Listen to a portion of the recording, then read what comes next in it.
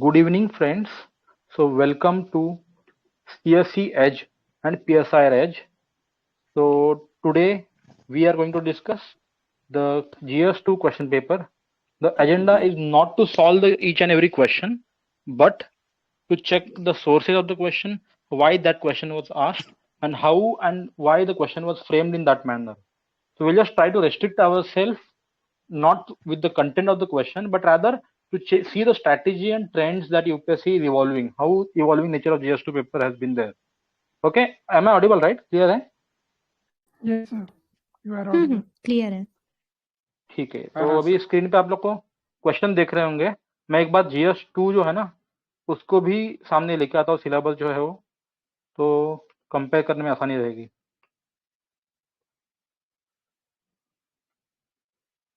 ठीक है, पढ़ लीजिए दोस्तों, एक बार क्वेश्चन स्टार्ट कर लीजिए.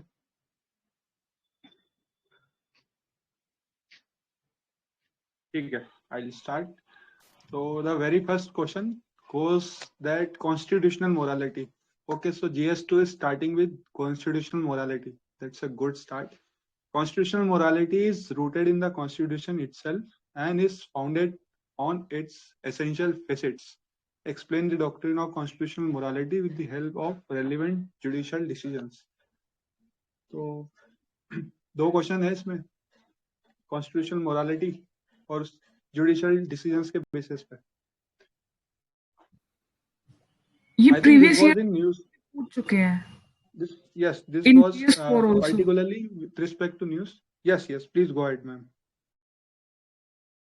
Sir, please continue. I was just telling that ये क्वेश्चन GS4 में पूछ चुके हैं 2019 में शायद, कि कॉन्स्टिट्यूशनल मोरालिटी क्या है. उस टाइम रिसेंटली सबरीमाला जजमेंट आई थी, तभी ये पूछा था.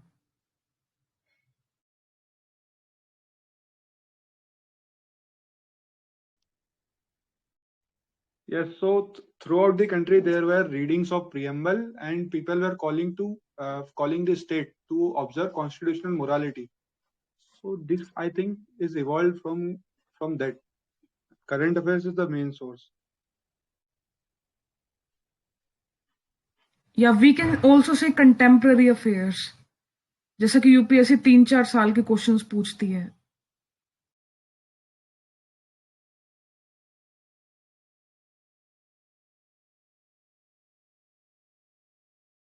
कॉन्स्टिट्यूशनल मोरालिटी शायद जो फार्मर्स प्रोटेस्ट वगैरह है उससे भी लिंक कर सकते थोड़ा बहुत, जो शाहीन बाग प्रोटेस्ट थे,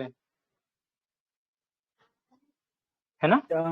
But they specially asked for through judicial review, and I think इसका पूरा कंटेंट दृष्टि आईएएस की साइट पे मेंशन्ड है, एग्जैक्ट सेम है. Okay. Constitution. Okay. Please go on. हाँ, इसमें तो हम बहुत सारी जजमेंट्स लिख सकते हैं ना. जो ट्रांसजेंडर वाली थी वो भी लिख सकते हैं कि उनको थर्ड जेंडर कैटेगराइज किया गया, वो भी कॉन्स्टिट्यूशनल मोरालिटी पे ही बेस्ड है. मतलब पास्ट जजमेंट लिख सकते हैं शायद. और सबरीमाला तो है ही है.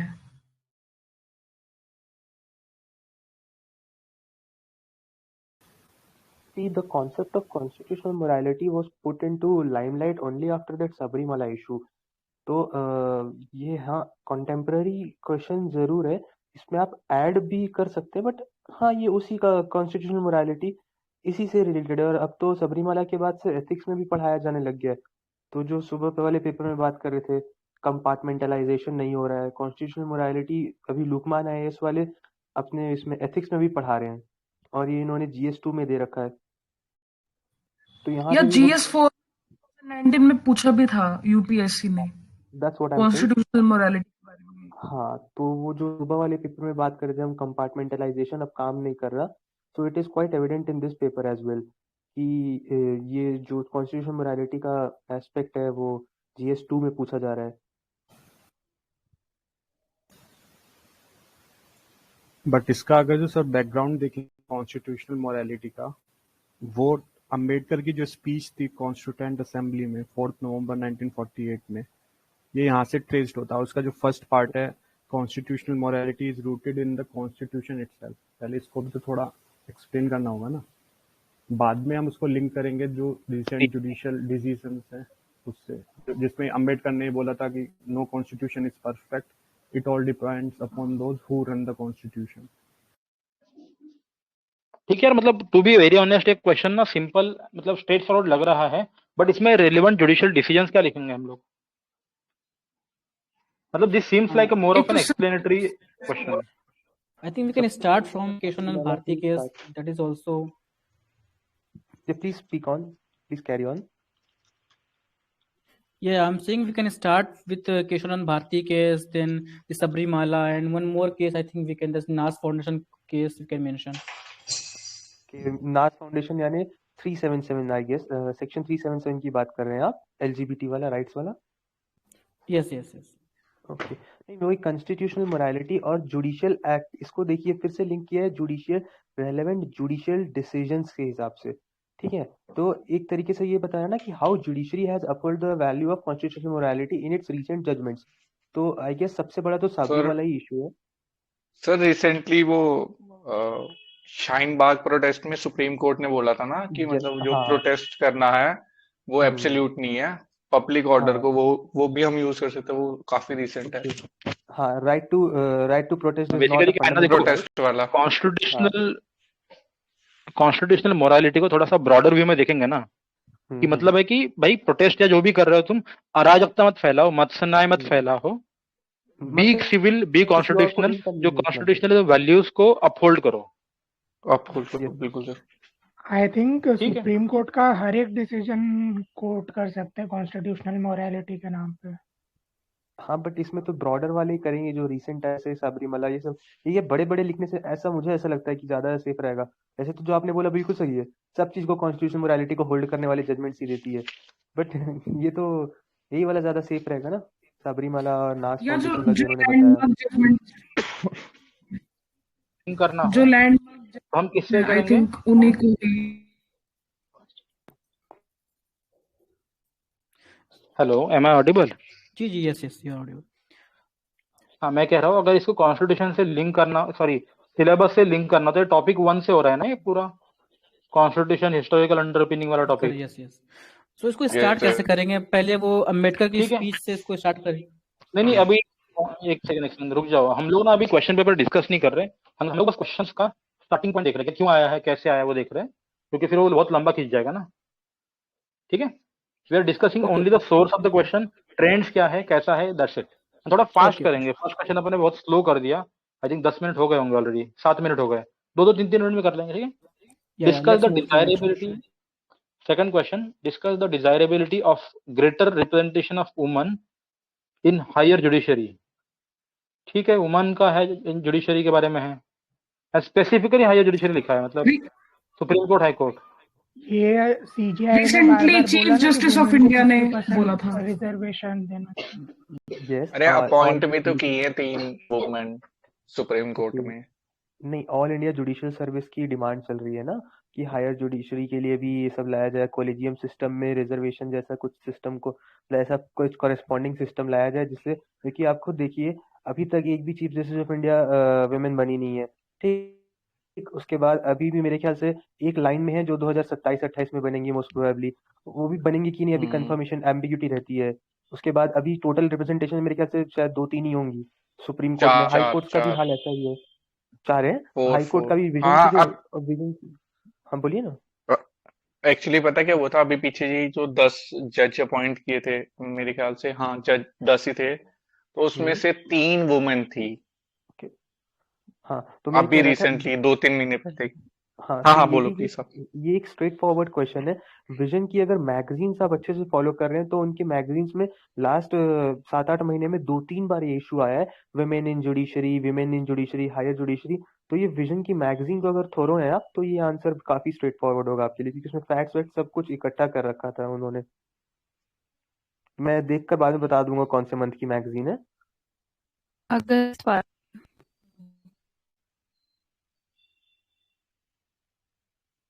Someone was saying something.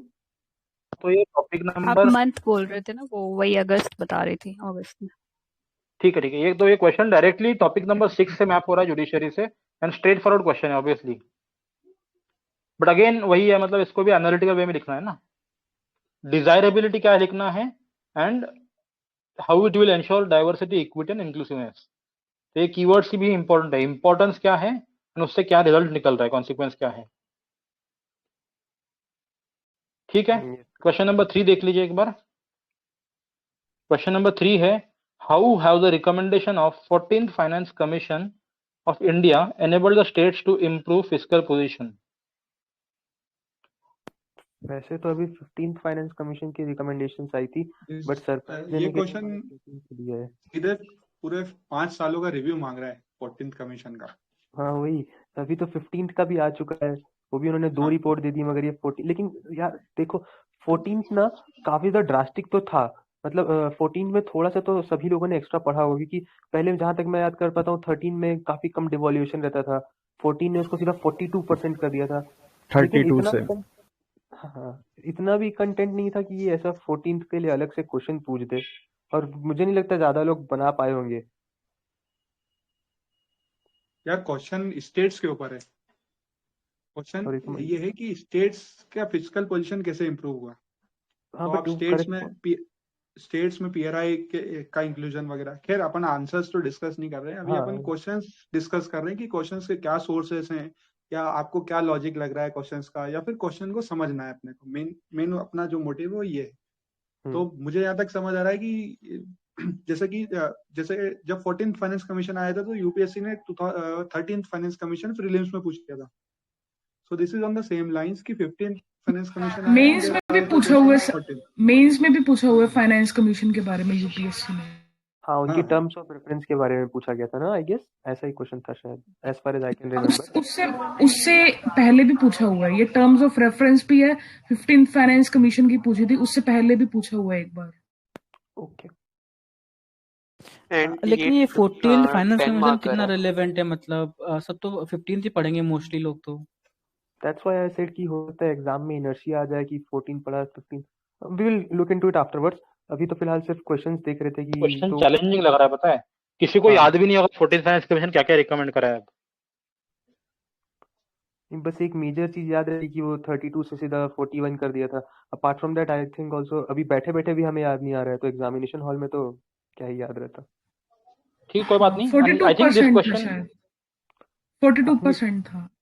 That's not okay.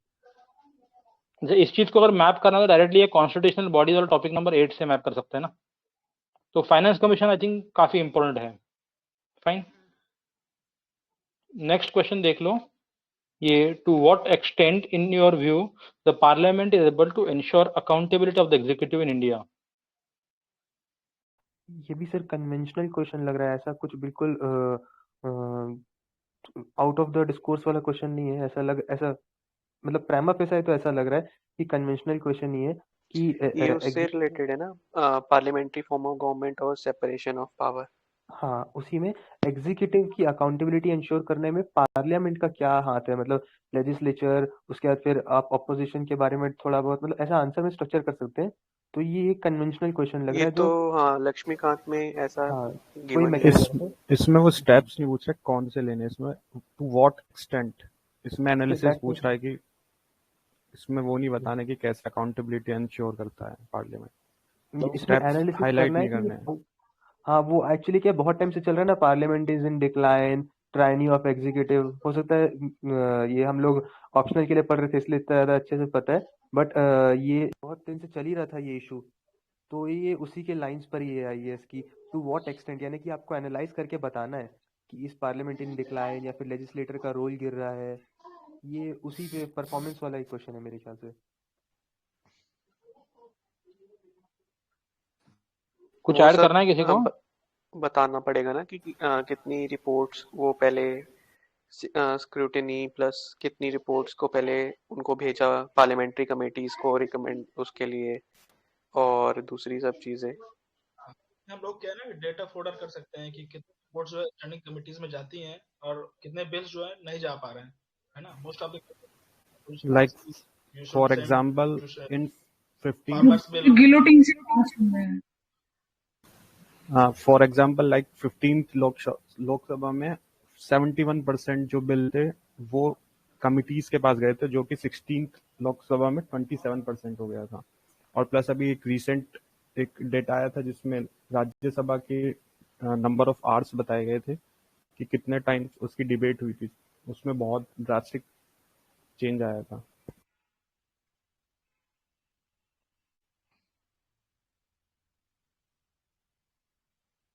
तो इस क्वेश्चन को टॉपिक नंबर 4 अगर है तो इसको डायरेक्टली मैप कर सकते हैं topic number 5 of syllabus, parliament and state structure and functioning में आएगा। ये कैसे फंक्शन कर रहा है, क्या काम कर रहा है कि नहीं वीकनिंग, कर रहा है। इसको ऐसे उसमें डाल सकते हैं, weakening system of check and balances, जो एक सब टॉपिक। ठीक है, तो आगे देखो क्वेश्चन नंबर 5 है, pressure groups play a vital role in influencing public policy making in India. Explain how the business associations contribute to public policies. तो मतलब फर्स्ट हाफ में प्रेशर ग्रुप के बारे में बोल रहा है, सेकंड हाफ बिजनेस एसोसिएशन के बारे में बोल रहा है। क्यों आया ये क्वेश्चन? सर वो अभी बिजनेस का भी जैसे बोल रहे थे ना, 3 फार्म लॉज आएंगे तो कॉर्पोरेट एक्सेस ज्यादा स्ट्रेंथ में आ जाएगा, और फिर आत्मनिर्भरता में भी हम लोग ईज ऑफ डूइंग बिजनेस में भी फोकस कर रहे हैं। तो इस सब चीजों का ट्रेंड देखा जाए ना, तो यहाँ हमारी बिजनेस कम्युनिटी सच में काफी ज्यादा स्ट्रांग हो रही है टाइम बाय टाइम, चाहे वो कोई भी फील्ड में हो। तो आई गेस उसी में करस्पॉन्ड करते हुए बिजनेस एसोसिएशंस का कैसे पब्लिक पॉलिसी में इन्फ्लुएंस बढ़ रहा है, उसी पर फोकस है शायद।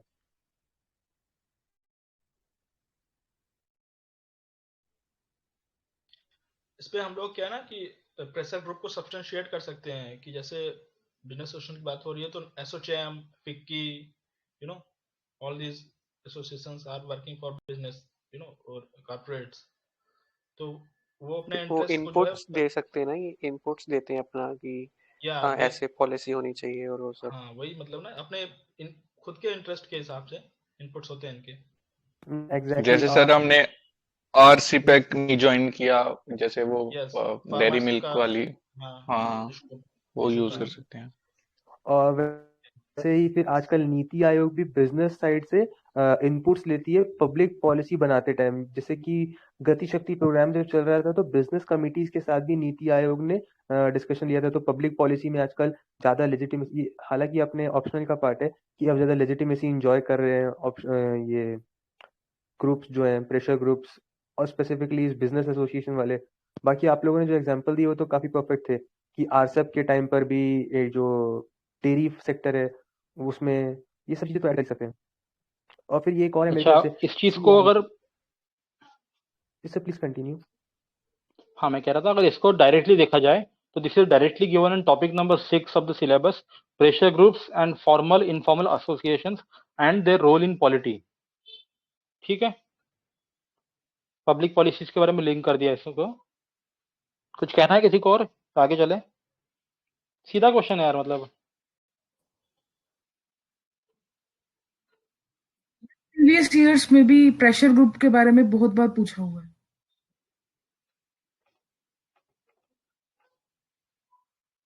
ऑल राइट, आगे देखो, नेक्स्ट क्वेश्चन करें क्या? क्वेश्चन नंबर 6 है, besides being moral imperative of a welfare state, primary health structure is a necessary pre condition for sustainable development. ठीक है, तो क्वेश्चन बेसिकली ये है प्राइमरी हेल्थ स्ट्रक्चर के बारे में, राइट। हम लोग कहना चाह रहे हैं कि it is necessary for both welfare state as well as sustainable development के लिए प्राइमरी हेल्थ स्ट्रक्चर। कोविड करके आया सर ये question. Yes yes, at the backdrop of Covid pandemic, इसकी वजह से वैसे भी हमारा वेलफेयर स्टेट में 3 चीजें इंक्लूसिव होती है ना, हेल्थ हो गया, एजुकेशन हो गया, बेसिक फूड हो गया, ये सब चीजें, these are important.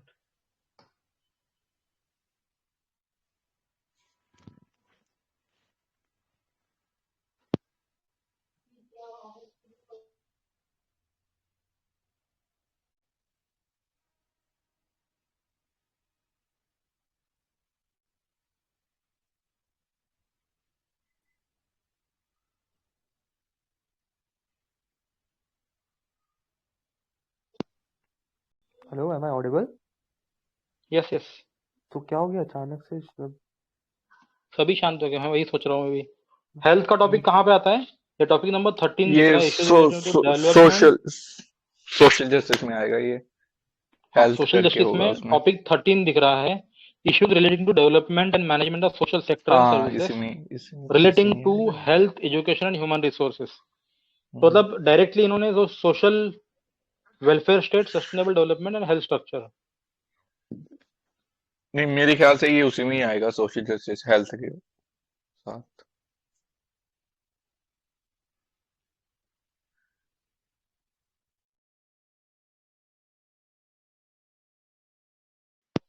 Dev sir है क्या? जी sir.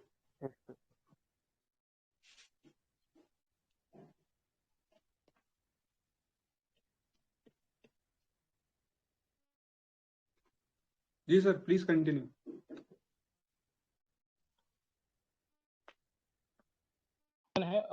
Earn while you learn scheme needs to be strengthened to make vocational education and skills training meaningful.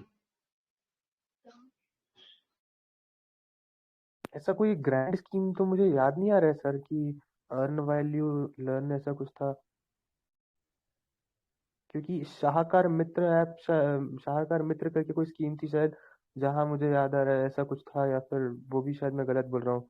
But ऐसा कोई अर्न वैल्यू लर्न जैसी ग्रैंड स्कीम जो मोदी गवर्नमेंट ने लॉन्च की हो, अभी मैंने गूगल किया तो सर मुझे दिख रहा है कि Kerala state higher education council का कुछ ऐसा प्रोग्राम है, और कुछ खास दिख नहीं रहा है। टेक महिंद्रा का लिंक आ रहा है। आई थिंक यहाँ सर पे शायद इसमें ये नेशनल है एजुकेशन कि पॉलिसी में ये नेशनल नहीं यार, एजुकेशन इसमें पॉलिसी भी प्लस इसमें फोकस मिनिस्ट्री ऑफ मोर करना टूरिज्म है की कि स्कीम है वो वोकेशनल एजुकेशन गूगल पे। के हिसाब से। Ministry of actually tourism this की कोई स्कीम बता रहा है गूगल पे। Title Actually, there was a वो scheme. टाइटल की कोई There, स्कीम जो, yes please go ahead. I was saying that there was a scheme called as Shreyas. Okay, that was launched in around 2019. So that has a major silver line like on while you earn. So that was to establish a system for the higher education and also like helping the business and industries to secure the good quality manpower. So that was started that time. Yeah, she's saying right. I think this is mentioned in Mrunal sir handouts also. क्या बोला scheme का नाम? Mrinal sir के handouts में है Shreyas scheme के साथ, वहां तक बना रहा है। SHREYAS. It is basically for apprenticeship programs. So that is just like that. While you are upgrading your skills, you can also earn. So it would be something like you are learning something on one hand and you are earning as well. So that goes hand in hand.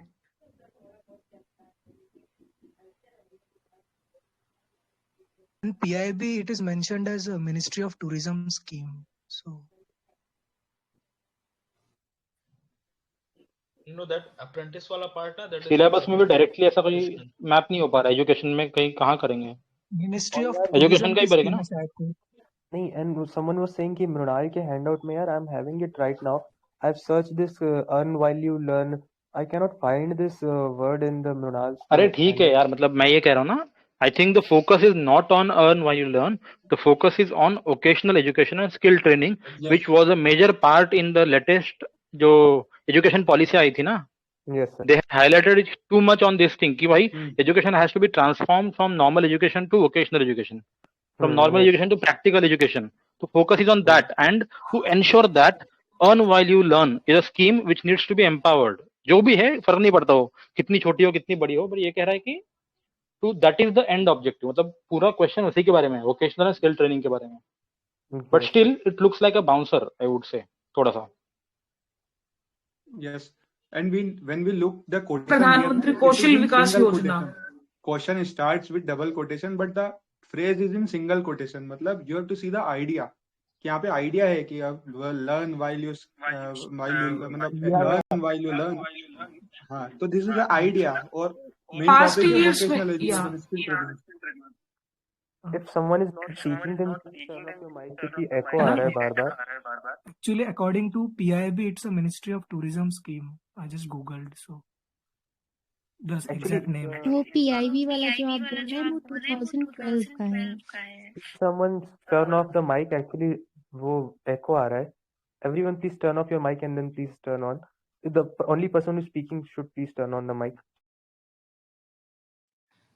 पीछे Modi government की ये scheme भी रह चुकी है, प्रधानमंत्री कौशल विकास योजना।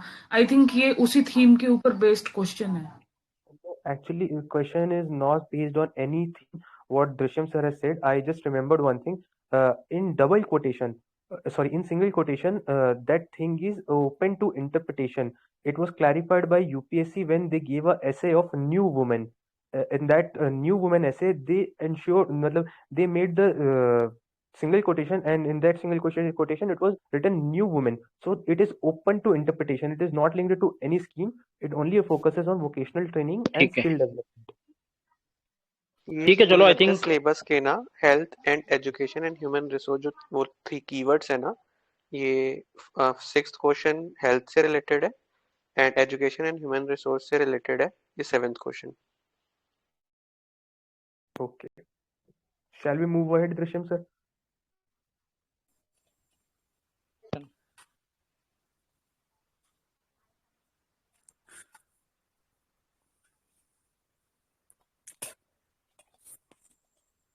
the next question. Shall I read the next question? Yeah. Okay. Can the vicious circle of gender inequality, poverty, and malnutrition be broken through microfinancing of women SHG? Give with example. ये sir repeated question है. Microfinance पर ना I guess last एक आध दो साल में और पूछा गया है. Microfinance of women and SHG, मतलब ये करस्पॉन्डिंग थीम के साथ ही चल रहा है, कोई नया ट्रेंड इन्होंने नहीं लाया है. और ये पहले भी पूछा गया है, तो ऑब्वियस ही बात है सीरियस एस्पिरेंट्स तो इसका टेम्पलेट बना चुके होंगे अभी तक. तो आई बिलीव ये काफी स्ट्रेट फॉरवर्ड ही क्वेश्चन है. बट हाँ, राइट इसमें फोकस इस पे क्या करना है, इसमें कीवर्ड दे रखे हैं जैसे जेंडर इनइक्वालिटी, पॉवर्टी, ये सब ना एम्फेसिस हमारा इसी पे होना चाहिए. स्टिक्स भी पता होनी चाहिए अपने को कि वुमन के बारे में जेंडर इनइक्वालिटी कितना है, पावर्टी कितना है, मालन्यूट्रिशन कितना है. एंड अगर इसको मैप करना हो सिलेबस से डायरेक्टली, टॉपिक नंबर 11 दिख रहा है, development processes and development industry, the role of NGO and SHG, various groups, associations and donors, charities, institutional and other stakeholders. And अपन पेपर 1 में भी ना सोसाइटी में जो वुमन का एक पार्ट आता है, काफी रोल ऑफ वुमन वाला पॉइंट है. ठीक है, will move on to next question. Please next पढ़ लीजिए. आई वाज कुछ सेइंग ऐड दैट करना है किसी को? 1992 में एसएचजी बैंक लिंकेज प्रोग्राम था, तो आई थिंक उससे रिलेट करके भी शायद लिख सकते हैं, क्योंकि 2022 चल रहा है इसलिए. You have to add that point as well, but वो एक सब टॉपिक है.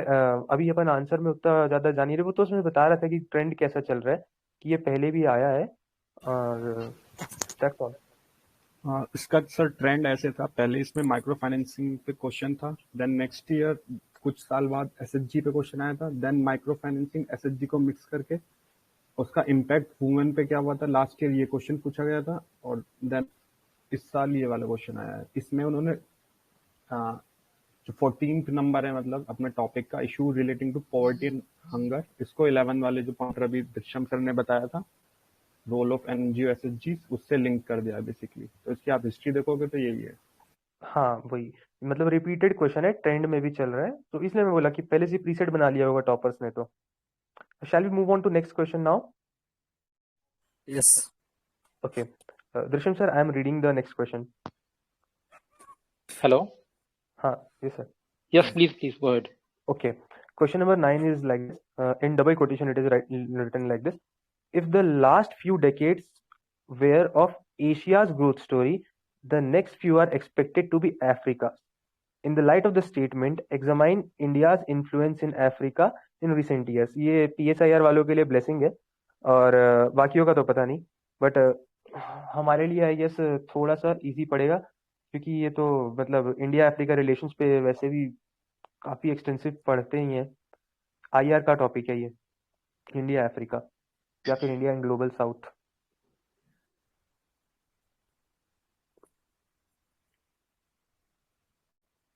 Does anyone else want to Africa add is in anything? everyone's eye. But you know one thing, China को इनकाउंटर करने के लिए Africa is in India. everyone's eye, and they. Is anyone? Yes, sir. Ajay Kumar, please continue, sir. China को counter करने के लिए India की strategy Africa पर बहुत साल से चल रही है. इसका ही वो ये होगा, एक्सटेंड है sir. Okay. Sir, please continue. You were saying something. Acha, let me complete my This is point. not something new. Africa, yes.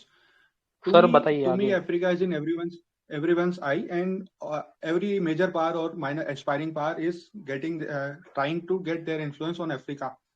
So this question is in context of India's approaches with respect to Africa. So this question is open-ended. You can write each and everything whichever you remember about India-Africa relations, be it any country, Ethiopia or Sudan. You can write it in your own language. This is a question open to interpretation. You can write.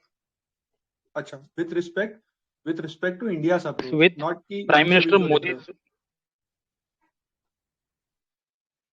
we can relate with this with Prime Minister Modi's visit to Uganda वगैरह 2-3 countries में गए थे वो, वहां पे कुछ काऊ diplomacy भी करा था उन्होंने। they had gifted cows to some countries. Yes, cow and diplomacy. Last 2-3 months में आई रिमेम्बर एक बिग पिक्चर का एपिसोड आया था राज्यसभा पे, उसमें भी इंडिया अफ्रीका रिलेशन पूरा डेप्थ में डिस्कस करा था। I don't know the source of this question but seems related to each other. Sir वो भी है ना, इस FAT साइन हुआ है मॉरिशियस के साथ, फर्स्ट अफ्रीकन कंट्री इंडिया का। And we are opening multiple embassies in their, Africa continent, new embassies. Okay. Yes, but Africa has 52 countries. This whatever you are speaking is regarding only one specific country की Mauritius के साथ FTA हुआ। हाँ, bilateral ये एक sir. सब topic, हाँ वो एक थोड़ा सा सब टॉपिक हो गया अंदर ही अंदर, but the broader relation has to be seen with India and Africa relations. तो आयर का ही है, ऐसा कोई ट्विस्टिंग पार्ट नहीं था, ऐसा कोई टफ नहीं था, बट हाँ आयर से करस्पॉन्डिंग एक क्वेश्चन पूछ दिया इन्होंने अफ्रीका के साथ। Shall we move on to next question? If someone else wants to add something, then we should wait. But other than, I should think that we should move on to the next question. आगे चलो। Next question है, देखो question number 10। हाँ। The USA is facing existential threat in the form of China, and that is much more challenging than the erstwhile Soviet Union. तो I don't know why, sir, but I believe कि ये political science वाले लोग के लिए एक advantage की तरह आया है ये क्वेश्चन। नहीं, इनफैक्ट लास्ट ईयर का भी GS2 देखोगे ना तुम, लास्ट ईयर का GS2 and GS4 both were having huge advantage for PSIR people. हाँ वही सर, क्योंकि क्वेश्चंस आर कॉम्प्लेक्स यार, क्वेश्चंस कॉम्प्लेक्स घुमा फिरा के आते हैं। कोई सोशियोलॉजी ऑप्शन वाला या कोई और ऑप्शन वाला इसको अटेम्प्ट करने से थोड़ा इनर्शिया आएगा उसके पास कि ये existential threat to China in USA। अभी अगर इसमें एक वर्ड हेजीमनी ऐड कर देता तो फिर तो दिक्कत हो जाती बाकी सब्जेक्ट वालों को। सर तभी तो लास्ट ईयर PSIR के ज्यादा सिलेक्शन हुए हैं। आई गेस 165 प्लस सिलेक्शंस किए। हाँ बिल्कुल।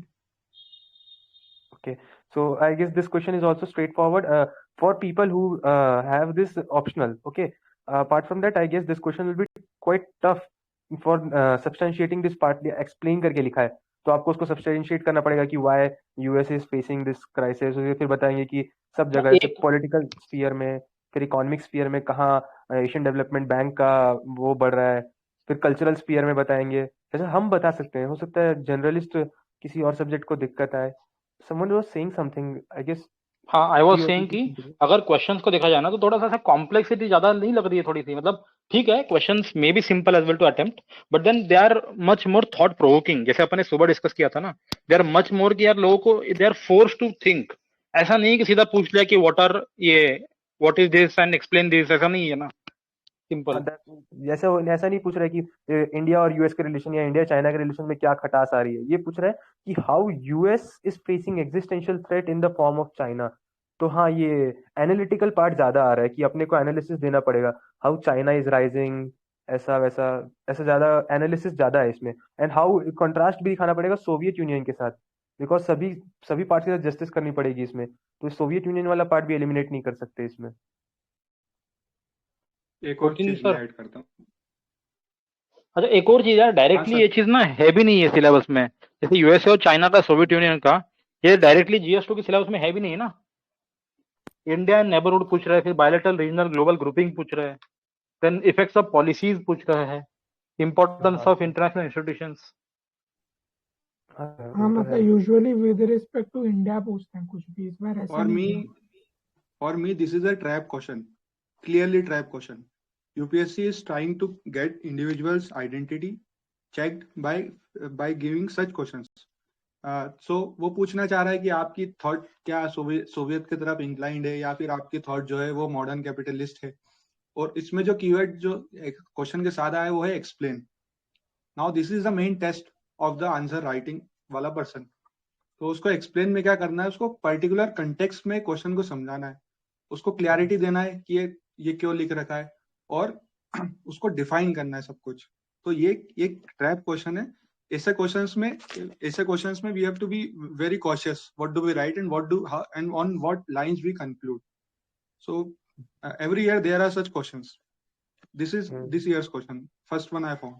इसमें जैसे ये तो नहीं करना कि जैसे सोवियत यूनियन के साथ सिर्फ हमारा एक कोल्ड वॉर टाइप, एक वॉर टाइप सिचुएशन थी, लेकिन चाइना के साथ हमारे दूसरे सेक्टर्स जैसे इकोनॉमिक फैक्टर पे भी वॉर टाइप है, ट्रेड वॉर जैसे दूसरे डायमेंशंस को भी लाना पड़ेगा कि चाइना के साथ हमारे दूसरे डायमेंशंस पे भी वॉर है यूएस के, मतलब तो सर ये 10 उसको मार्क का क्वेश्चन है, 15 नो मार्क ब्रो, का क्वेश्चन एक्चुअली नहीं है. आप ध्यान से पढ़ेंगे ना तो उसमें उन्होंने इंडिया का मेंशन ही नहीं किया है.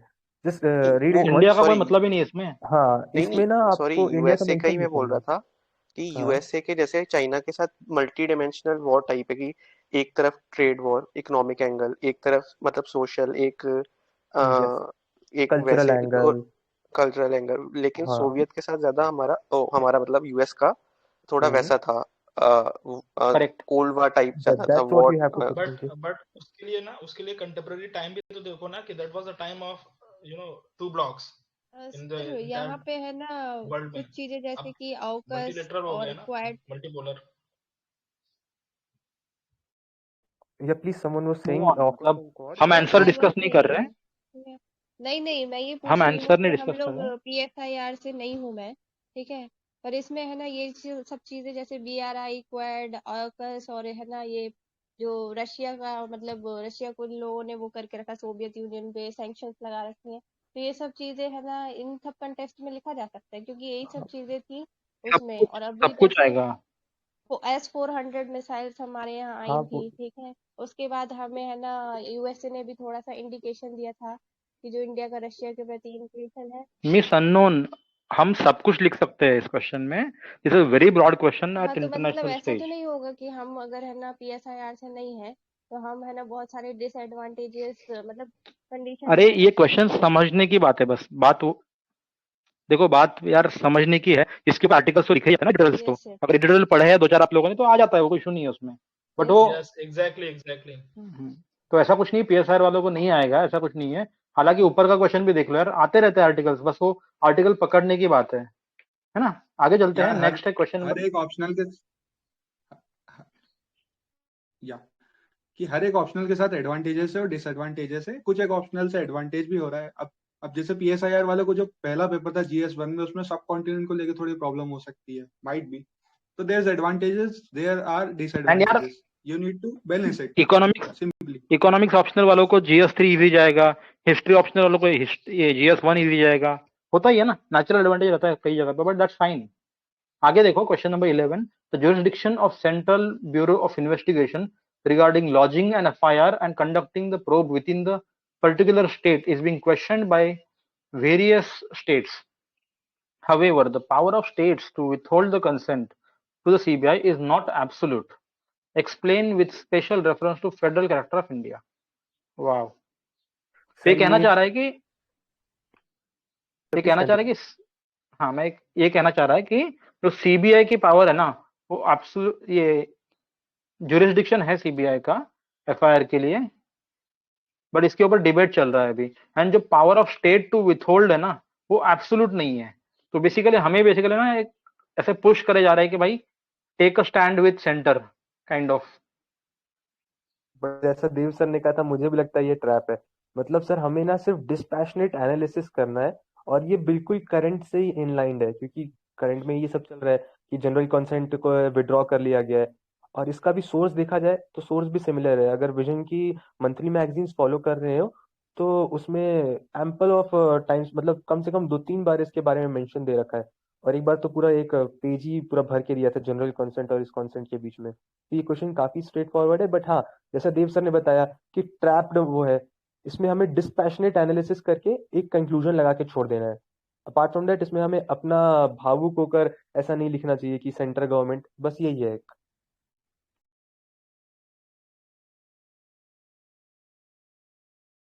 As far as I think कि जैसा सर आप बोल रहे थे कि स्टैंड लेना, I wouldn't have taken any stand on this, बस सिर्फ और सिर्फ पॉइंट्स सब्सटेंशिएट करके मैं कंक्लूजन लिख देता, क्योंकि वो ये ऑलरेडी एक फेडरल इशू है। जैसे सुबह आप बता रहे थे ना, व्लादिमीर सर बता रहे थे सुबह की पेनल्टीमेट कंक्लूजन या फिर अल्टीमेट कंक्लूजन, तो उसके बीच में कहीं ना कहीं स्टैंड लेना है इस क्वेश्चन में भी। और बेसिकली जो करंट अफेयर्स में चीजें होती है उसका थ्योरेटाइजेशन हो जाता है यूपीएससी के क्वेश्चन पेपर्स में। जैसे कुछ एक स्टेट्स ने विथड्रॉ कर दिया अपनी परमिशन, तो how would a civil service aspirant see this? तो ये क्वेश्चन उस बेसिस पे है। कर सकते हैं टॉपिक नंबर 2 फेडरलिज्म, इसमें फंक्शंस रिस्पांसिबिलिटीज ऑफ यूनियन और states, issues and challenges pertinent to federal structure. ठीक है, आई थिंक है ना, आगे चल सकते हैं। ये तो काफी न्यूज में भी था। Yes sir. लेकिन 15 मार्कर पूछा है, इसमें क्या क्या लिखेंगे इतना? फेडरलिज्म को पहले बहुत अच्छे से सब्सटेंशिएट करें, पहले तो सीबीआई के साथ बहुत अच्छे से उसके पावर्स और इसके बारे में बताएंगे, फिर फेडरलिज्म को सब्सटेंशिएट करेंगे कि वाई सीबीआई एक्ट, मतलब वो दिल्ली स्टैब्लिशमेंट एक्ट जो था उसमें क्यों सीबीआई को ऐसे पावर दी गई। तो हाँ, इसमें यह है कि ज्यादा वर्ड्स लिखने तो हो सकता है दिक्कत हो, बट सर ये तो करंट में था। इसको तो पॉइंट वाइज कैसे लिखोगे आप लोग? पॉइंट वाइज नहीं हो सर सकता यार पहले पॉइंट हम वाइज। सीबीआई को एक्सप्लेन कर देंगे, फिर इश्यूज लिख देंगे, जैसे वेस्ट बंगाल के साथ था, फिर मुंबई के साथ था। ठीक है, फिर है ना ये भी इश्यूज होते हैं कि स्टेट को जब अपना केस रेफर करना होता है सीबीआई को, तो उसमें भी उन्हें प्रोसीजर से गो थ्रू करना पड़ता है। इसको भी 2-3 लाइन में केसेस लिख देंगे। ठीक है, उसके बाद जो फेडरल फीचर्स होते हैं, ठीक है, उसको एक्सप्लेन करके फिर इनके बीच में जो रिलेशन मतलब जो हो रहा है, ठीक है, तालमेल नहीं बैठ रहा है, उसको एक्सप्लेन करके थोड़ा सा कंक्लूड करना पड़ेगा। आई थिंक यही सही होगा। ओरली बोलने में बहुत इजी पड़ता है, बट अभी जैसे शुभम सर जो है ना, जो AIR1 लेते, अगर उनका वो मैं लगाऊं तो वो क्या करते थे, बोलते थे जैसे अगर ऐसे 15 मार्क्स वाले GS2 के क्वेश्चन है तो इनको सब क्वेश्चन में डिवाइड करें। जैसे 15 नंबर वाला क्वेश्चन है तो इसको 3 सब कॉन्टेक्स्ट में बांटेंगे। सबसे पहले सीबीआई, दूसरा federalism and how it has affected the federal character. तो पहला पार्ट सीबीआई का हो गया, उसमें 4 पॉइंट आने चाहिए। दूसरा पार्ट हो जाएगा इंडियन फेडरल स्ट्रक्चर में सीबीआई को ऐसा पावर क्यों दिया गया। उसके बाद फिर तीसरा पार्ट कि ये फेडरल स्ट्रक्चर को कैसे हैम्पर कर रहा है या कैसे अफेक्ट कर रहा है। फिर भी बोलने में आसान है, लिखते टाइम दिक्कत जाएगी। ये question medium to tough category पे ही मेरे हिसाब से। इन माय ओपिनियन पता है क्या, these questions are better answered in a paragraph manner. ये चीजें हम नहीं लिख पाएंगे पॉइंट वाइज फॉर्मेट में, क्योंकि इतना कंटेंट ही नहीं होगा पॉइंट वाइज लिखने के लिए। क्या लिखोगे कंटेंट? ठीक है, I think we should move on. Okay, just a minute. I think we all are missing on a point कि absolute word को हम लोग या वो statement को हम लोग ignore कर रहे हैं। उस पे काफी लिखा जा सकता है that the power of state is not absolute, because 2-3 बारी हुआ कि CBI सुप्रीम कोर्ट या हाई कोर्ट जाके परमिशन लेके आए about the FIRs, तो वो चीज वहां पे हम लोग मिस आउट कर रहे हैं शायद।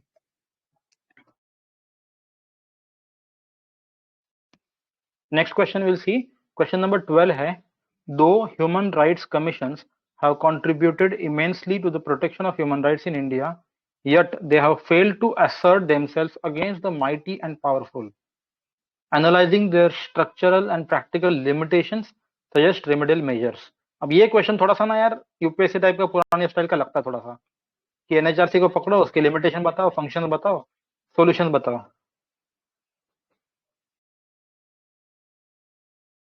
हाँ मतलब डायरेक्ट लक्ष्मीकांत ही है इसमें, बहुत कुछ ऐसा वो नहीं है। Directly linked with topic number 9, statutory, regulatory, quasi-judicial bodies and constitutional bodies वाला topic 8-9। ठीक है ना? आई थिंक इसमें अकॉर्डिंग बढ़ रहे हैं, सिलेबस के अकॉर्डिंग ही क्वेश्चन आ रहे हैं। पहले फर्स्ट टॉपिक क्या है, फिर लास्ट आया, now we are moving towards the end. अब इस क्वेश्चन में मेरे हिसाब से यार पॉइंट वाइज लिख सकते हैं। इसमें बहुत कुछ है पॉइंट वाइज लिखने के लिए। लिमिटेशंस क्या है, सॉल्यूशंस क्या है, फ्यूचर्स क्या है, 3 पार्ट में कर सकता है आराम से इसको डिवाइड, है ना? ह्यूमन राइट्स कमीशन पे 2014 में भी यूपीएससी ने क्वेश्चन पूछा हुआ है, बहुत बार आया आई थिंक। आते रहता है इस पे। ठीक है, आगे चलेगा sir. Yes sir. Okay, question Yes, yes. 13 है, analyse the distinguishing feature of notion of right to equality in the constitutions of USA and India. वाह बेटे वाह। सर ये वो क्या पार्ट है, कॉन्स्टिट्यूशन कंपेयरिंग कॉन्स्टिट्यूशन वाला। इसमें सर ना लास्ट ईयर भी जो आया था सर वो टफ था। ब्रिटेन और इंडिया का जुडिशियल सिस्टम वाला वो भी टफ था। हालांकि ये वाला मतलब जैसे हमारे यहाँ रिजर्वेशन है, उनके यहाँ अफर्मेटिव एक्शन, ऐसा बोलना आसान है, मगर 250 वर्ड जब ये कंपेयरिंग कॉन्स्टिट्यूशन में लिखते हैं तो बहुत दिक्कत जाती है। वो शायद लास्ट ईयर यूके से हमारा स्पीकर से कंपेयर करने के लिए था। Once speaker always speaker. हाँ, और जुडिशियल सिस्टम पे भी कंपैरिजन था। दैट वाज स्टिल फाइन, क्योंकि स्पीकर का वो बहुत गलत सेक्युलरिज्म पे भी था। सेक्युलरिज्म तो वो अलग टॉपिक हो गया। मतलब ये वाले जब कंपेयरिंग कॉन्स्टिट्यूशन वाले में जब इसमें देख रहे हैं ना, ये वाला पार्ट, ये वाला तो काफी ज्यादा टफ हो जाता है, क्योंकि सेक्युलरिज्म पर आप लिख तो पाओगे, वो जुडिशियल सिस्टम वाला हो गया जैसे, और इस राइट टू इक्वालिटी में भी आप कितना ही लिखोगे, कंटेंट कम पड़ जाएगा आई गेस 250 वर्ड्स को फिल करने के लिए। हाँ, ड्यू प्रोसेस ऑफ लॉ वही वाला। हम एक दो केसेस लिखने पड़ेंगे शायद, उसी से ही ये लिखना क्वेश्चन होगा। क्यों जैसे आया है? एनी वो हुआ था ना, black lives matter, equality inequality, और ऊपर से इंडिया में वो इनइक्वालिटी की रिपोर्ट भी आई थी।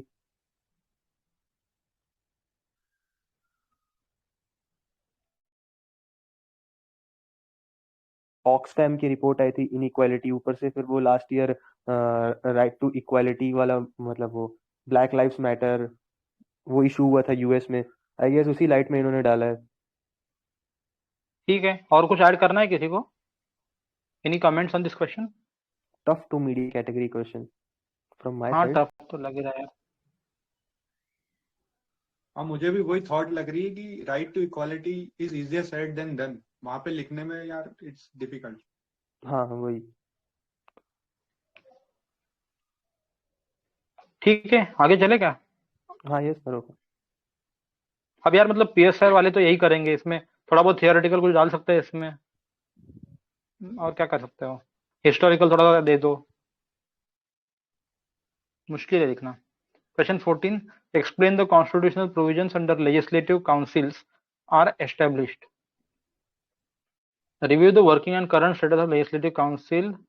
तो वर्किंग एंड करंट स्टेटस पूछा है, एंड कॉन्स्टिट्यूशनल प्रोविजंस देने हैं इसके बारे में, लेजिस्लेटिव काउंसिल्स के बारे में। ये है सर करंट का पेपर, क्योंकि अभी मेरे ख्याल से कुछ ही किन्हीं स्टेट थी, वेस्ट बंगाल या कोई स्टेट, जिन्होंने बोला था कि हमें लेजिस्लेटिव काउंसिल चाहिए। तो ये करंट अफेयर से ही उठाया हुआ है, और इसका सोर्स भी आंसर का हो सकता है विजन की मैगजीन। हाँ, वेस्ट बंगाल का ही था वो। हाँ ना, वेस्ट बंगाल ने वो किया था। तो फिर उसी हाल फिलहाल में ना एक आर्टिकल भी आया था, तो उसमें काफी अच्छे से, सॉरी, एक्सप्लेन सीरीज आई थी इंडियन एक्सप्रेस में, जिसमें उन्होंने ये क्वेश्चन का एग्जैक्ट आंसर ही दे दिया है। Out of your home balcony थोड़ा वगैरह आ जाओ कहीं पे, बीच बीच में वॉइस ब्रेक हो रहा है आपका हमेशा। सर वो इधर नेटवर्क का ऐसा ही है, मैं फिर भी बाहर आने की कोशिश करता हूँ। ठीक है, बाकी कुछ कमेंट करना चाहता है? Anybody else wants to say something? Andhra Pradesh का भी सर इश्यू था। हाँ आंध्र ठीक प्रदेश है, जम्मू legislative कश्मीर का भी बोल सकते हैं ना। हाँ एक लास्ट 2-3 ईयर से कॉन्स्टिट्यूशनल प्रोविजंस पूछ रहा है यूपीएससी, पर्टिकुलरली कि क्या लेजिस्लेटिव प्रोसीजर क्या होगा। जैसे लास्ट ईयर उन्होंने पूछा था कि किसी बॉडी को कॉन्स्टिट्यूशनल स्टेटस देना है, for example national commission of women, UPSC खुद पूछा था 2020 में। और इस ईयर उन्होंने काउंसिल्स का पूछ लिया। तो I think they are more adding such type of questions.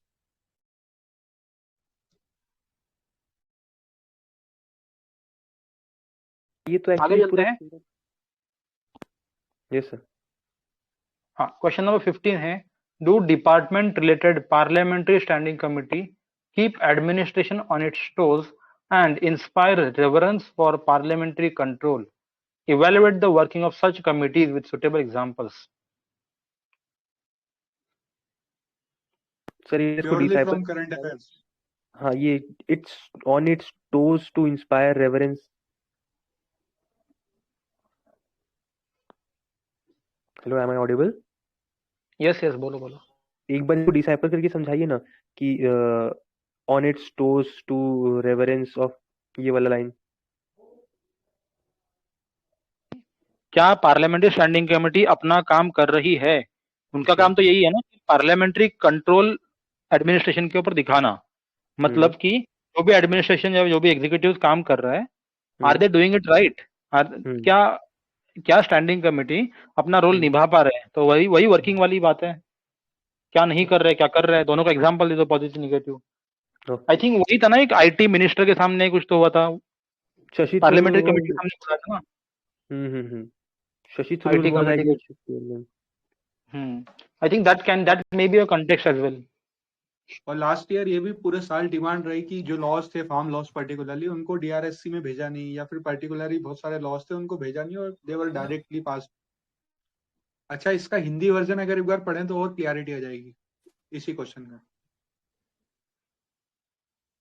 से संबंधित संसदीय स्थायी समितियां प्रशासन को अपने पैर की उंगलियों पर रखती है और संसदीय नियंत्रण के लिए समान प्रदर्शन हेतु प्रेरित करती है। उपयुक्त उदाहरणों के साथ ऐसी समितियों के कार्यों का मूल्यांकन कीजिए। वही है ना जो अपन ने डिस्कस किया। हाँ यस सर, वही थोड़ी सी और उसकी अंडरस्टैंडिंग बढ़ी हमारी।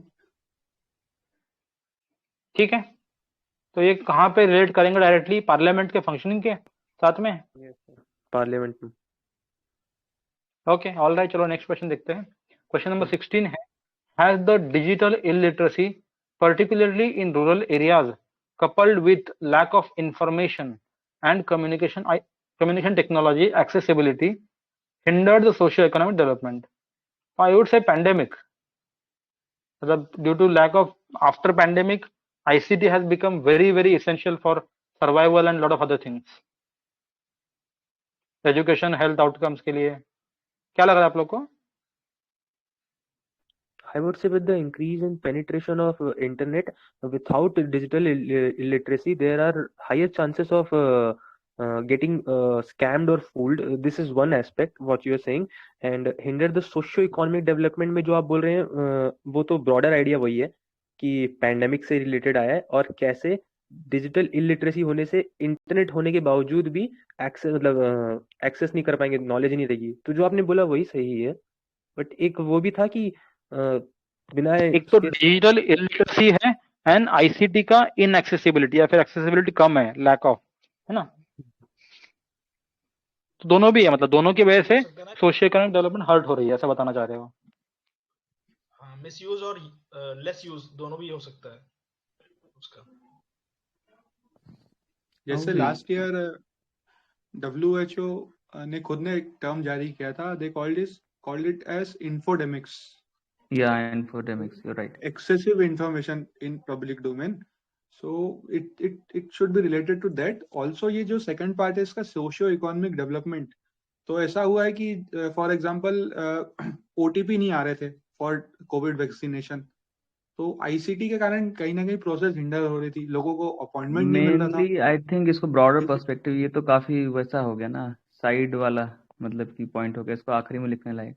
मेन है एजुकेशन इम्पैक्ट हुई है चिल्ड्रंस की, स्पेशली आईसीटी का एक्सेसिबिलिटी नहीं थी गवर्नमेंट स्कूल्स वगैरह में, बीसीज नहीं थे, और कई सारे, एक सुसाइड का केस आया था, केस स्टडी में डाल सकते हैं कि मेंटल हेल्थ पे भी असर पड़ा था। इकोनॉमिक उससे कैसे इम्पैक्ट हुई थी वो भी डाल सकते हैं। तो सोशो इकोनॉमिक पूछा है, तो जो बच्चे नहीं पढ़ पा रहे थे वो और पीछे हो गए हैं, जिसे कहते हैं लिटरेसी गैप, कुछ आया था एक यूएन ने दिया था, तो उससे भी लगा सकते हैं। और से लिंक करना हो डिसरप्शन जो हुए तो हैं what would उसकी that वजह be? से, सॉरी कह रहा हूँ, अगर इस क्वेश्चन को सिलेबस से किसी टॉपिक को लिंक करना हो तो क्या कहाँ कर सकते हैं?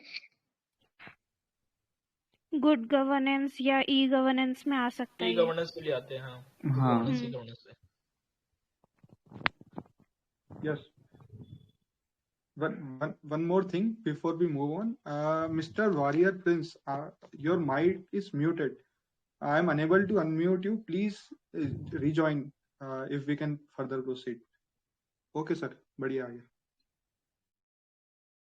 देखेंगे ना, तो सोशो इकोनॉमिक डेवलपमेंट आता है, आईसीटी है, डिजिटलाइजेशन है। तो अगर सिलेबस में देखें तो एक तो टॉपिक नंबर 11 दिख रहा है डेवलपमेंट प्रोसेसेस के बारे में, डेवलपमेंट इंडस्ट्री के बारे में। एक और है टॉपिक 13 में development and social sector and services, जिसमें हेल्थ, एजुकेशन, ह्यूमन रिसोर्स आता है।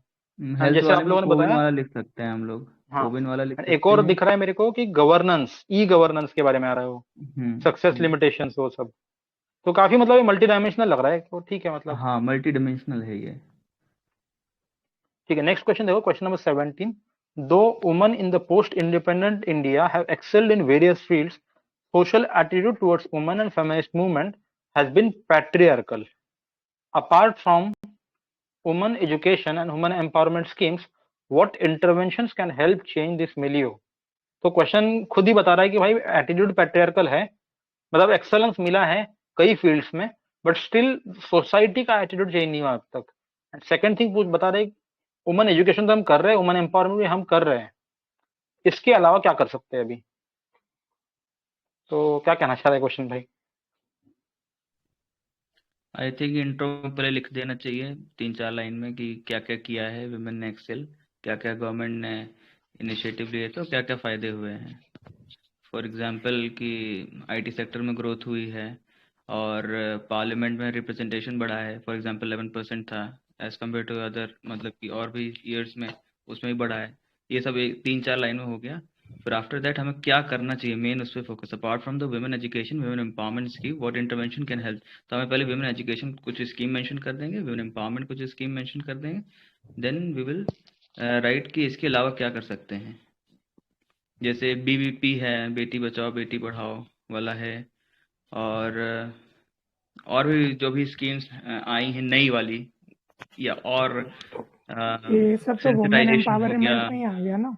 नहीं, ओके, इसमें हेल्थ का भी लिख सकते हैं, हेल्थ को कंपोनेंट डाल सकते हैं। हाँ, एक्चुअली ना एक टॉपर है, I cannot remember his name right now. उन्होंने एक चीज सिखाई थी, लाइफ साइकिल अप्रोच। तो अगर विमेन का कोई इशू ऐसे ब्रॉडर एंगल में है, what can be done to change this, जैसे बहुत बड़ा ब्रॉडर एंगल की, ये पूरा मतलब आपको देखो, ये ऐसा नहीं पूछ रहा है कि वर्किंग वुमेन या कुछ। जब ऐसा कोई ब्रॉडर डायमेंशन में है ना, तो एक लाइफ साइकिल अप्रोच होता है, जिसमें सबसे नीचे एक सर्कल से एक पेज पूरा कंज्यूम होता है। उसमें सबसे नीचे आप बताएंगे कि ये लाइफ साइकिल में क्या होता है, वुमेन के डिफरेंट डिफरेंट एज ग्रुप्स में क्या क्या दिक्कतें आती हैं। तो जैसे ब्रॉडर एस्पेक्ट वाले क्वेश्चन होते हैं ना, उनमें ये डायग्राम के थ्रू, स्कीमेटिक डायग्राम के थ्रू, एक तो आप मोनोटोनस भी अपना तोड़ रहे हो, आप ये पॉइंट पॉइंट वाला भी थोड़ा लफड़ा खत्म कर रहे हो। क्योंकि देखो, अब ऐसा सभी टॉपर्स बोलते हैं कि आपको ऐसे थोड़ा इनोवेटिव होना पड़ता है, इनोवेशन विल बी रिवॉर्डेड।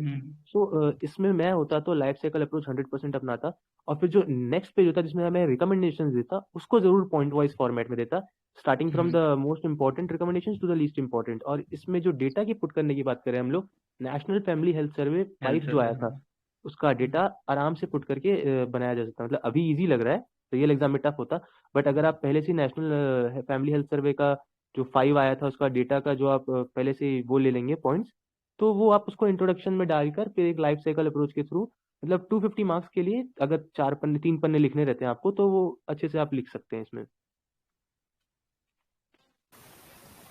तो साइकिल को बोलते हैं शायद वॉर्म टू टॉम मे बी। करेक्ट अतुल। हाँ, इस क्वेश्चन में सबसे पहले तो एक्सेलेंस कैसे हो रहा है दिखाना है वेरियस फील्ड्स में। सेकंड इंपॉर्टेंट है कि in spite of excellence social attitude patriarchal अभी भी कैसा है वो दिखाना है। फिर हमें दिखाना पड़ेगा कि women education and women empowerment government ने क्या क्या स्कीम्स लाई है। We can just list them out few of them and then will say कि क्या क्या इलेबोरेट प्रोविजन करने की जरूरत है। ये चारों ही पार्ट्स को एड्रेस करने की जरूरत है ना, आई थिंक, इस क्वेश्चन में। हाँ सर, लेकिन क्वेश्चन में ये लिखा है कि apart from women education and empowerment, है ना। तो जितने भी स्कीम्स की तो हम बात कर रहे हैं, वो या तो वुमेन एजुकेशन में आएगी या तो एम्पावरमेंट में आ ही जाएगी इनडायरेक्टली, और अपार्ट फ्रॉम लिखा है, तो मुझे लग रहा है ये तो बस ब्लफ करने वाली बात हुई, टू द पॉइंट नहीं हुआ ना। बिल्कुल सही कह रहा है। और मेरे हिसाब से ये शायद मेन के एटीट्यूड के प्रति है थोड़ा, मतलब वो एथिकल वाला एंगल लग रहा है। अरे मैं ये कहूंगा ना कि इसमें एग्जांपल्स आ सकते हैं कि वर्क फ्रॉम होम हुआ आफ्टर पैंडेमिक, उसके बाद से क्या एटीट्यूड हुआ लोगों का वुमेन्स के प्रति, their loved one, their wife, their जो भी हैं।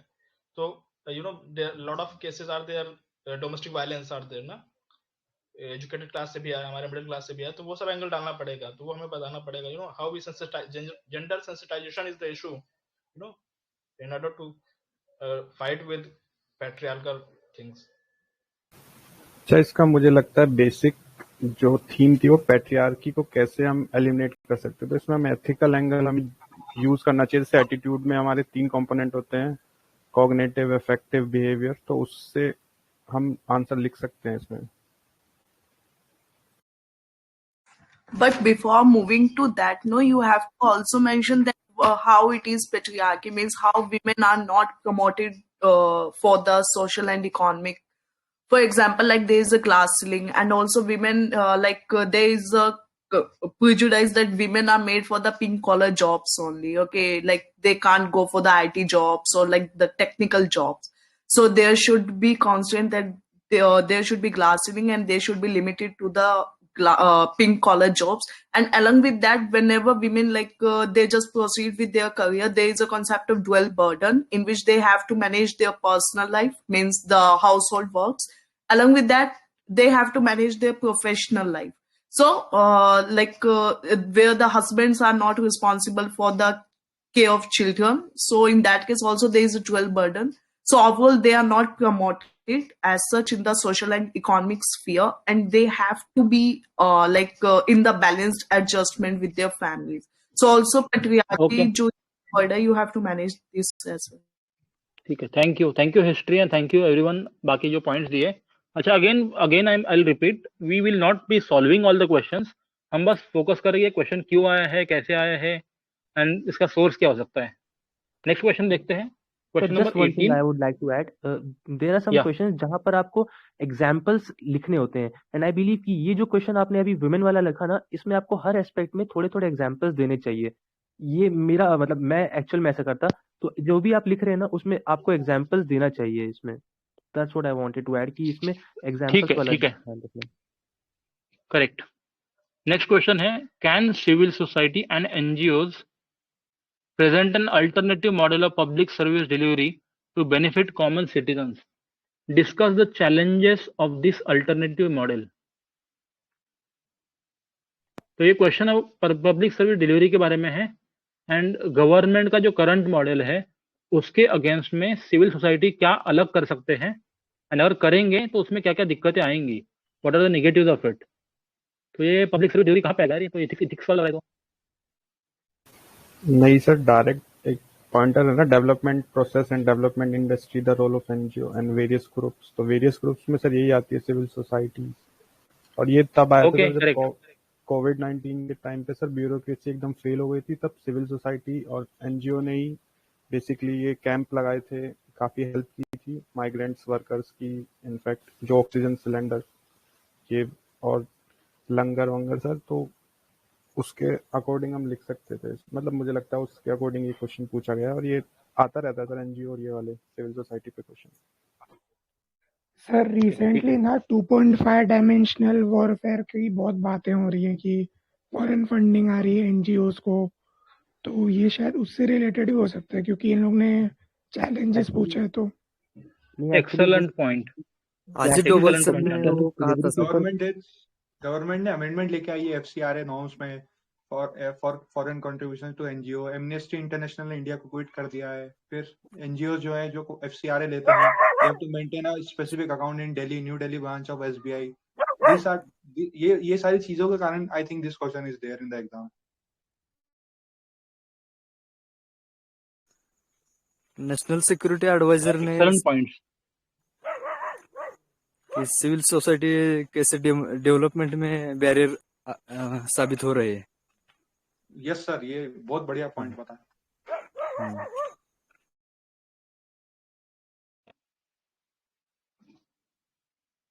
Hello. There was lot of hue and cry on NSA's speech at the IPS Probationary Academy at Hyderabad. Multiple articles were written against NSA Doval. Yes, sir. Very good point. Question number 19 है, critically examine the aims and objectives of SCO. What importance does it hold for India? Again sir, ऐसे तो आप जैसे बता रहे थे हर subject वाले को कहीं ना कहीं एडवांटेज होगा, बट इसमें भी मुझे ऐसा लग रहा है कि एससीओ वैसे तो सभी लोग अवेयर होंगे, बट ज़्यादा जब 250 वर्ड लिखने की बात आए तो फिर से थोड़ा सा एडवांटेज तो रहेगा सर ये सर। और उसके बाद वाला क्वेश्चन भी दिख रहा है जैसे ऑकस, तो ये Question is question directly linked with topic 20. Important international institutions, agencies, fora, and their structure and mandate. Yes sir. And ये I think काफी जगह पे विजन में अगर सब जगह कवर्ड ही होता है तो I think we should move on, है ना? Yes sir. अभी तक IR में कितने क्वेश्चन हो गए? ये फोर्थ होगा या थर्ड है? एक और है, फिर देखते हैं अपन। We'll see the next question, then we'll discuss. ठीक है? The newly tri-nation partnership AUKUS is aimed at countering China's ambitions in Indo-Pacific region. Is it going to supersede the existing partnerships in the region? Discuss the strengths and impact of AUKUS in the present scenario. Australia, UK, USA, Indo-Pacific. ठीक है? हाँ sir, इस पे भी काफी सारे articles थे France के एंगल से एंड एक्सपेक्टेड ही था ये kind हाँ, of। ये भी डायरेक्ट क्वेश्चन है। पार्टनरशिप में कौन कौन सी चीजें आ रही हैं इसमें, इसी के पैरेलल? आपकी आवाज बहुत धीरे आ रही है, थोड़ा सा जोर से बोलेंगे क्या? मैं कह रहा हूँ इसी में एग्जिस्टिंग पार्टनरशिप्स कौन कौन सी है रीजन में, on the parallel of AUKUS? अभी तो क्वाड चल रहा है ना, but quad is quad not को गोइंग टू हाँ। रिप्लेस ना, क्वाड विल नॉट तो रिप्लेस इसी में तो ये क्वेश्चन ही इसीलिए है कि सुपरसीड कर देगा क्या ये एग्जिस्टिंग हाँ। पार्टनरशिप को in the reason.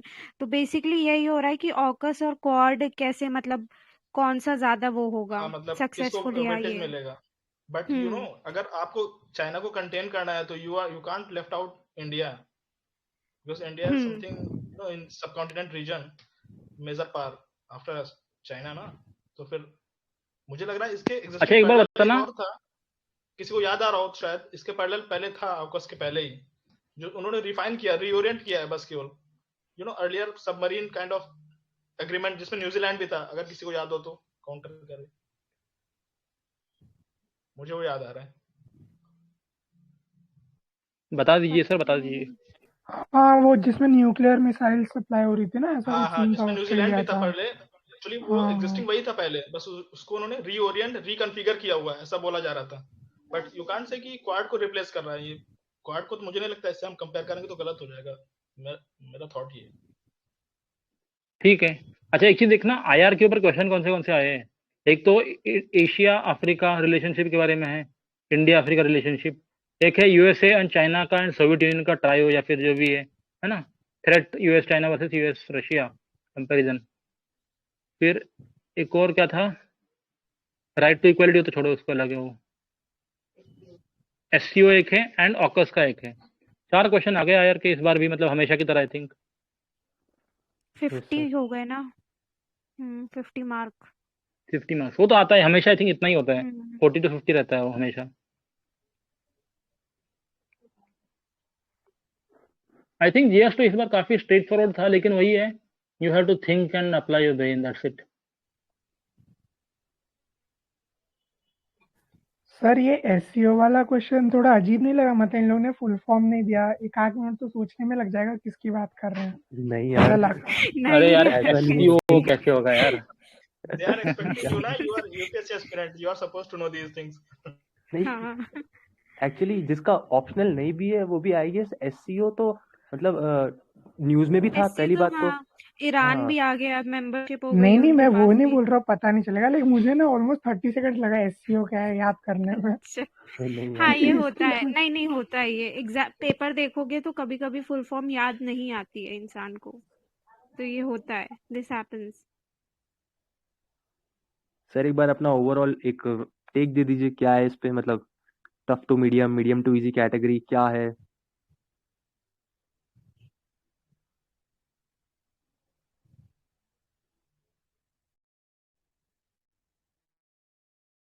Last year से तो इजी लग रहा है, लास्ट ईयर के क्वेश्चन और ज्यादा ही खतरनाक थे। What do you guys think? और किसी ने लास्ट ईयर मेल दिया है तो? Exactly. Last year it was more tough. हाँ, और सेकंड चीज अगर देखा जाए तो इस बार most questions are direct, some questions seems to be difficult, but then वो क्वेश्चंस को ना लिख सकते हैं थोड़ा थोड़ा अपन, कुछ ना कुछ तो। जैसे ये अर्न व्हाइल यू लर्न वाला स्किल ट्रेनिंग वगैरह वो हो गया, मतलब है यार, आई थिंक ठीक है, डुएबल है, मतलब तुम कंप्लीटली ब्लैंक नहीं हो कहीं पे भी। Last year there was need to create an outline and then only you can process towards the answers. At least this time you can just see the question and can start penning down your thoughts. They are expecting some higher level knowledge. मतलब वो अभी जो GS को transform कर रहे हैं kind of towards more analytical, more thought provoking, more analytical. मतलब सिर्फ जो है ना डेफिनेशन प्रोज एंड कॉन्स वाली चीज कम हो रही है अभी बहुत ज्यादा. बहुत कम क्वेश्चन है जिसमें सीधा सीधा पूछे. जैसे एससीओ वाला है ना, एम्स ऑन ऑब्जेक्टिव क्या है, इंपॉर्टेंस क्या है, 3 पार्ट में सीधा डिवाइड कर सकते हो तुम. वैसे क्वेश्चन बहुत कम आ रहे हैं अभी. जैसे एनएचआरसी का था ना कुछ, तो बाकी लोग बताओ. मतलब questions are made deliberately trickier.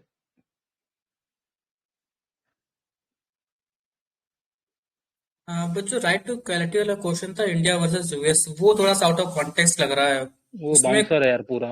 पूरा बाउंसर है वो. हाँ उसमें भी कोई नहीं लिख पाएंगे लोग यार. बट ठीक है, I think it's difficult for everyone. एक पॉइंट मुझे लगा इस पेपर को देख के कि questions were on lines of 2020 examination. जैसे फॉर एग्जांपल लास्ट ईयर उन्होंने प्रोसीजर पूछ लिया था न्यू कमीशन को, किसी कमीशन को कॉन्स्टिट्यूशनल स्टेटस देने का, तो इस साल उन्होंने दूसरी चीज का पूछ लिया. लास्ट ईयर उन्होंने स्पीकर को कंपेयर करवाया था, इस साल उन्होंने एक और दूसरी चीज उसको कंपेयर करवा दी. लास्ट ईयर उन्होंने कॉर्ड पूछा, इस साल उसने एक कदम आगे बढ़ के ऑकस पूछ लिया. बट कुछ चीजें जो इस साल मिसिंग थी, लास्ट ईयर भी मिसिंग थी, वो थी कि स्कीम का रिव्यू. तो इस साल भी किसी बड़ी स्कीम का रिव्यू नहीं था. जैसे लास्ट ईयर एनईपी का रिव्यू था थोड़ा सा, तो एनईपी का रिव्यू था, तो इस साल 14th फाइनेंस कमीशन का रिव्यू आ गया. तो scheme was not uplifted for review. तो ये 2 मेन पॉइंट मुझे समझ आया इस बार के पेपर से.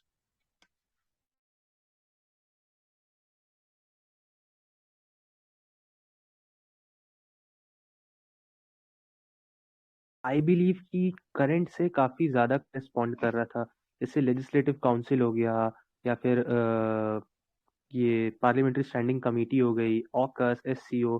सॉरी, ऑकस एंड एससीओ तो वैसे न्यूज़ में रहते हैं, बट ऑकस तो अभी अभी आया है. तो मुझे ऐसा लगता है कि करंट से काफ़ी ज़्यादा मतलब स्कोप बन रहा है GS2 में. क्योंकि आप देखें तो जैसे जैसे थ्योरी पार्ट वाला क्वेश्चन था, वो जैसे राइट टू इक्वालिटी वाला एक क्वेश्चन हो गया. बाकी करंट से ज़्यादा करस्पॉन्डेंस जो करंट, जैसे सीबीआई वाला, वो तो कट शॉर्ट करंट से ही आया है. अगर अपन ऐसे मार्क करें तो देखिए, मुझे ऐसा लग रहा है कि काफ़ी सारे क्वेश्चन ऐसे थे जो करंट से ही ज़्यादा करस्पॉन्ड करे थे. That's why it is general studies paper ना. मुझे एक चीज फील हुई, वो ये कि है ना, जो करंट अफेयर है वो जुलाई अगस्त से लिया है इन लोगों ने. मतलब मैंने सितंबर वाला पढ़ा था, वहां से लिया है, जुलाई अगस्त का नहीं पढ़ा था. और जो सेकंड क्वेश्चन था ना जुडिशरी में, हायर जुडिशरी में वुमेन वाला, ठीक है, वो तो डायरेक्ट वहीं से ही है.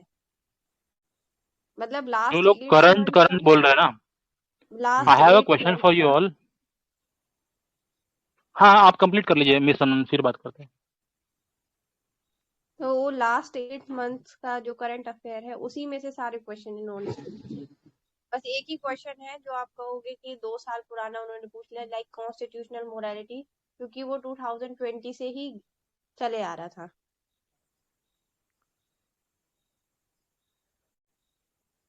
कोई भी क्वेश्चन नहीं लग रहा है जो सिर्फ करंट ओरिएंटेड है, जो एड्रेस नहीं कर पाएंगे बिना. मतलब ऐसे कौन से क्वेश्चन है जो सिर्फ करंट वाले हैं? ऑकस तो है यार.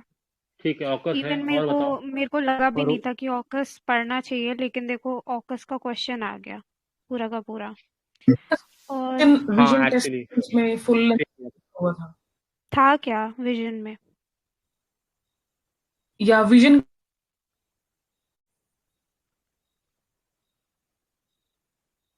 Is there some problem in the mic? मतलब मुझे कुछ आवाज नहीं है. हेलो, वॉइस आने हाँ, नहीं ऐसे आ कौन रही से है. क्वेश्चन है? वॉइस ब्रेक हो गया, वॉइस ब्रेक हो गया. मैं कह रहा हूँ ऐसे और कौन से क्वेश्चन है जो सिर्फ करंट वाले हैं? ऑकस तो ठीक है, एससीओ भी बोल सकते हैं हम कई हद तक, जो सिलेबस से डायरेक्टली लिंक नहीं करते, बस करंट से आगे. वुमन वाला तो सिंपल है यार, पैट्रियार्कल वाला. आईसीटी भी ठीक है, स्टैंडिंग कमेटी भी डायरेक्ट है. Constitute legislative council, right to equality तो नहीं मिल रहा ना करंट से कुछ लिंकेज. एनएचआरसी पकड़ लो, सीबीआई का, हाँ सीबीआई का कह सकते हो थोड़ा सा. डिफिकल्ट है करंट के बिना। 3 क्वेश्चन हो गए। एशिया अफ्रीका तो जनरल है, यूएसए चाइना सोवियत जनरल है, एसएसजीज भी ठीक है, स्किल ट्रेनिंग भी ठीक है, health hazard, pressure groups, parliament executive का भी ठीक है, 14th finance commission, higher judiciary, woman वाला, ये भी जनरल क्वेश्चन है। सर ठीक है, अपने को करंट और कंटेम्प्रेरी में थोड़ा डिफरेंस करना चाहिए सर, क्योंकि बहुत सारे ऐसे टॉपिक रहते हैं जो 2-3 साल से भी चल रहे होते हैं सर, हीटेड डिबेट उसमें चल रहे होते हैं sir. should go for thematic current affairs ना, जो मतलब हाँ हाँ sir, yes. we should not go for ऐसा नहीं कि ट्राइक्लोजन पूछ लेंगे मेंस में, वो इट्स नॉट लाइक दैट।